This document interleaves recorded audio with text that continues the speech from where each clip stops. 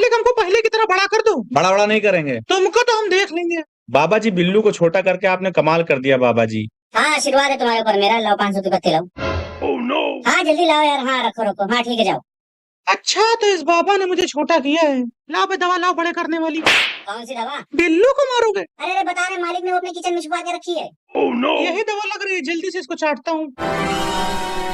हाँ अब बढ़िया लग रहा है, बताता हूँ मालिक को। तुम्हारी हिम्मत कैसे हुई मुझे छोटा करने की? हाथ नीचे करो, हाथ नीचे करो, हाथ नीचे करो, बहुत गुस्से में हूँ मैं। हाथ नीचे करो बिल्लू। ये तमाचा खाओ, अब दोबारा न करना।